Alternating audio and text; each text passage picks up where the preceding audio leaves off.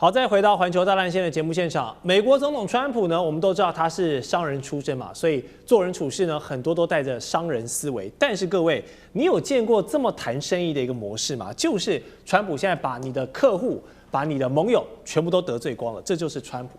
他最近干嘛呢？列了一个所谓的捣蛋鬼与模范生名单哦，就是去表扬那一些有帮助美国的啦，比较听话的国家啦，然后也指出一些没有那么愿意听话的国家，有谁呢？包括了传统的美国核心盟友，像是英国、像是法国、西班牙等国，在这一次伊朗跟以色列打这个美国跟以色列一起打伊朗的战事中呢，这些国家都是态度消极，要么就是拒绝配合，就是不想要跟你去搞这个搅和在一起啊。那川普就认为说啊，你们很不够义气啊，北约都是纸老虎啊，怎么就看着我们在打，然后你们所有人就看戏呢？反正川普不喜欢这样子。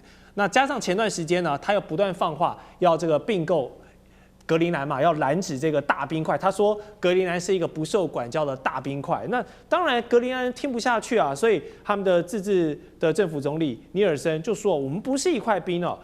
格陵兰上面有5.7万人组成的，他们是一个充满自豪感的一个群体，也是用这样的话去反击川普，不要什么都拿美国那一套的这个铜臭味来讲，好像有钱就可以为所欲为的感觉。好，川普这一系列不友善的操作，也开始酝酿了一个欧洲的大团结的氛围，尤其是跳出来的就是法国总统马克宏，他最近跟川普是非常的不对盘。他就说：“川普，你真的不用每天都在网络上或者在现实中这个发表你的演说，好像你的表演欲有点太旺了啊。”他就觉得看不太下去。那想问一下教授，怎么看这个现象？我认为川普他有3个战略盲点。第一个盲点就是他的战场开太多了。他今天要对伊朗动手，还有其他的国际事务，他应该广结善缘，没错，从善如流。那现在。这个他对伊朗动武的这一档事，其他国家他不站队，他不押宝，对，是这个样的，让川普感觉到很孤单。你们为什么？你们孬种，你们没有胆，你们这个不是这个问题。所以你战场开多，你格陵兰也得罪他们呐、对不对？你还有其他的关税战，你都得罪了。不要说是欧洲，连他的邻居墨西哥跟加拿大都不高兴了。你要把这个墨西哥湾改为美国湾，你要把加拿大变成美国第51州，他们的老百姓会怎么想？6月还要一起办世界杯，对，都是这样啊。对，所以都得罪光了嘛。你今天当个美国总统是世界的独霸，你就应该在这个方面了，你要方方面面要顾虑得很周到，而不是我行我素。那第二个他的犯的战略错误，我认为他押宝以色列。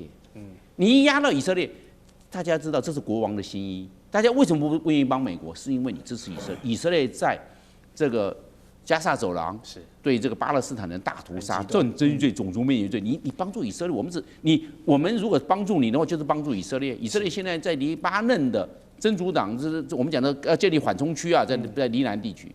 对不对？那你现在帮助他，他在那边种族灭绝，你还帮助种族灭绝，你要帮助我帮助你，我就今天帮助种族灭绝。有一个非常重要的指标国家，德国，因为德国他当纳粹对犹太人，他对这个很敏感，他现在对以色列是很支持，连德国都不站出来了。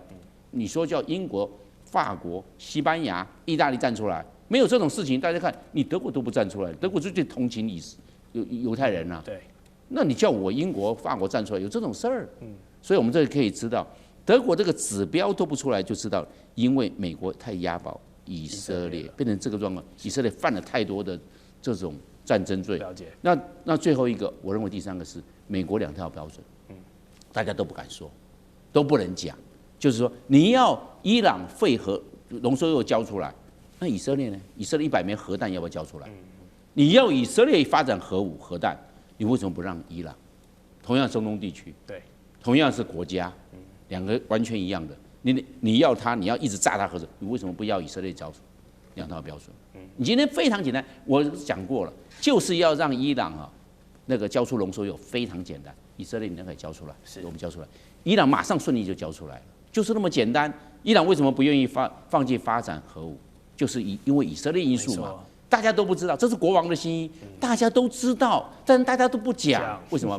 因为讲了又被你。川普又修理了，对不对？到时候给我寄出什么处分，那我可不是吃不了兜着走，我还要活下去嘛？这是国防心意，没人敢说。没错。好，川普真的是挺以色列到底啦。那他热爱网络发文也是众所周知的事嘛，但也经常让其他的国家无言以对。有句话说，只要你不尴尬，那尴尬的就是别人。那最近呢，尴尬的是谁啊？是印度啊，有点尴尬。什么事情呢？就是川普啊，他又发文了，并且是引用了一位保守派播客主持人萨维奇的一些逐字稿。那这个萨维奇本来讲话就是比较极端的，他就在前段时间有撰文炮轰了印度裔呢，是不顾这个白人就业的事情，甚至说印度啊，还有其他国家哦，是这个人间地狱哦。说一旦这些国籍的人拿到美国籍，可能就会惜家带眷，全部都拉到美国来。那这句话听在新德里也耳朵里当然是不舒服嘛，马上回应说会讲这种言论，显然就是你缺乏了解、不恰当，而且非常没有品。那印度的这个印度裔美国人基金会这个组织呢，也批评哦，说川普作为美国总统，但是却帮这种保守派的播客发他的文章，这样有点在帮他背书的感觉，这是会进一步的煽动整个种族的言论跟仇恨。还记得这个前段时间，日本首相高市早苗在访美期间啊，川普就直接在他的面前讲珍珠港事件嘛，让大家真的是尴尬到一个极限，哪壶不开提哪壶。那频频在不管是外交场合还是在网络上制造这种言上的情况，我就想知道，川普总统究竟是口无遮拦的一个自大狂，还是他有意为之？因为他知道他的核心选民就是喜欢看他讲这些垃圾话，就是吃这一套的这个政治表演秀。反正黑粉也是粉嘛，我只要有流量就好。议员，你觉得是这样吗？这个当川普很讨厌印度移工的时候，他很可能就会叫台湾来开放印度移工，对吧？你们别来美国，你们要找个地方去，你们就去台湾吧，啊，然后呢，台湾就欢迎印度移工来了。好，那么川普的这些多次表演，当然不是纯粹的口误失言，都是一场融合了他自己的人格，甚至是媒体操弄跟选民算计的精密表演。那第一个，当然我们从心理学上来分析，川普呢是标准的自恋型人格啊，跟夸大型自恋、恶性自恋的典型，叫做临床样本，对吧？就是他充满了一种我即真理的认知框架。那不管事实如何，反正我讲的就是对的，对吧？反正我说了算，那一切的资讯都是以我为主啊，你其他都是 fake news 啊。所以呢，所有的一些评论也好，或者是对于事实的客观发言，他根本不在乎真假，因为到了他这个地步，到了他的职位，他说的话就是真的，你媒体就得要报，大家就得要讨论。而且他缺乏共情，往往都是以攻击为乐，干嘛就破坏对手啦，然后呢去骂别人啦，去嘲讽别人啦，丝毫不在意别人的感受。再第三个，他有一种活在当下的情绪驱动，什么意思呢？是一种不受约束的现在享乐主义者。就不论是在国际的场合，或者说这个政治上面的一些资产，尤其像外交的资产，对吧？这都是要长时间的去维系跟巩固。没错。但对他来说不重要啊，反正我当下爽，对吧？我要退群就退群，我要骂你就骂你，我要对你干嘛就干嘛，反正我当下爽。所以他根本不在乎这些所谓的外交成果，因为外交损失的是长期未来的事情，但网络热度或者现在的讨论是我现在的事情啊。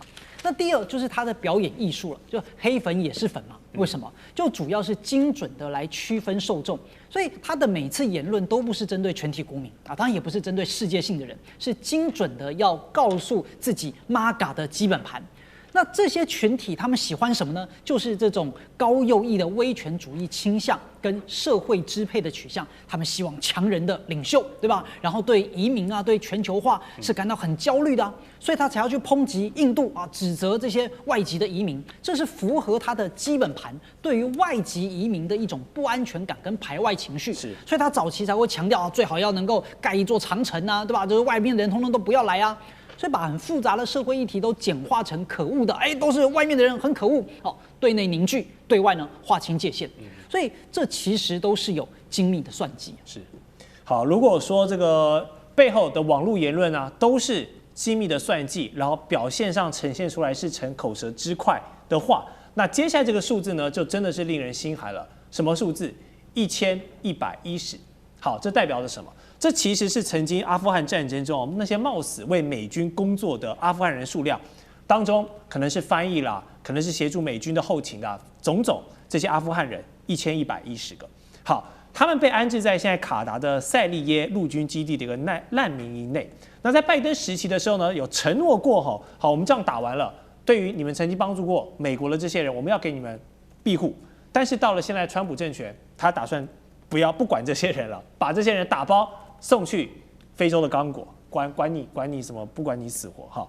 那这些人会让人想起当年的这个西贡陷落时的惨况，只是这一次西贡时刻变成了刚果时刻，因为这不仅是移民问题哦，你要让美国国内接收1100名这个阿富汗曾经帮忙美军打仗的人，美国的社会舆论或许也不是刚才像议员讲的 MAGA 那个核心族群想要听到的，所以呢，就把他们送去非洲吧。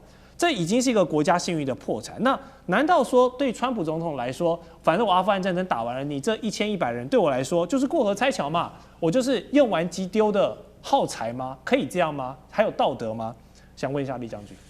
美国在阿富汗打了20年的战争，那时候打仗是什么？为什么会有出现这些阿富汗的难民呢？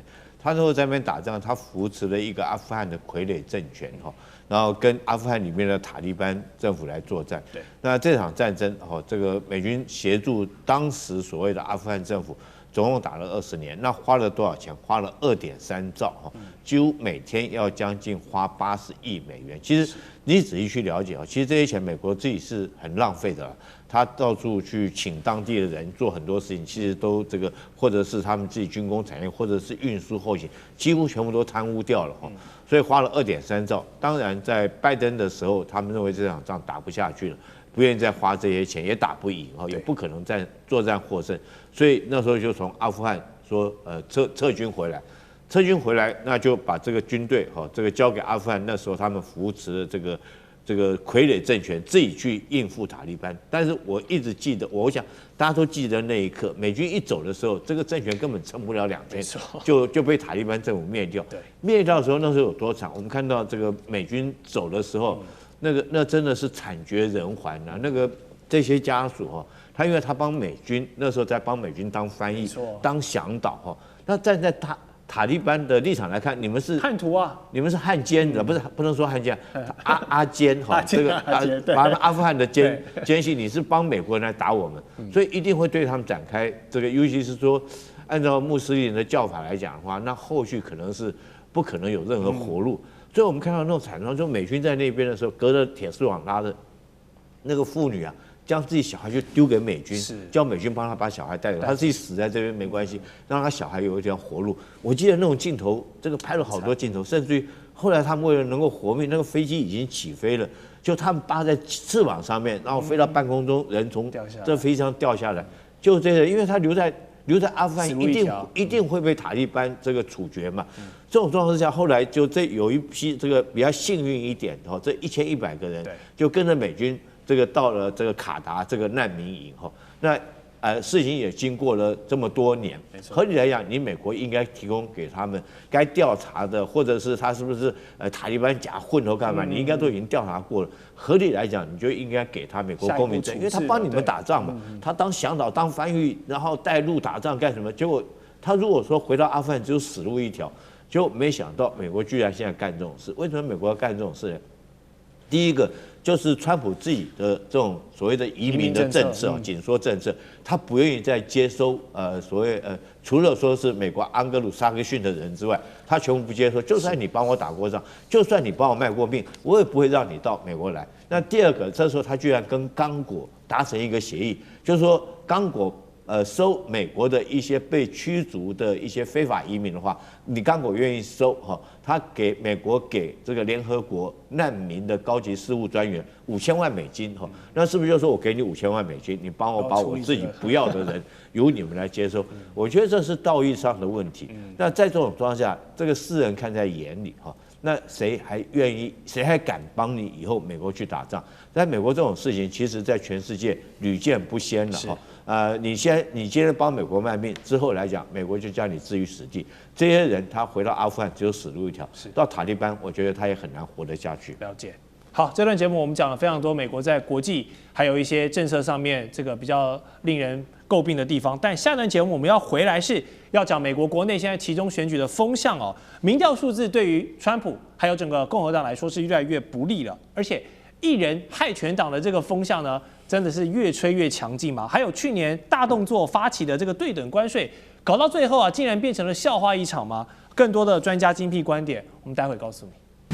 地缘政治、内中之争、战略价值、强权崛起，小国生存。现在与未来，洞悉事件走向，掌握世界脉动，全球观点尽在环球大战线。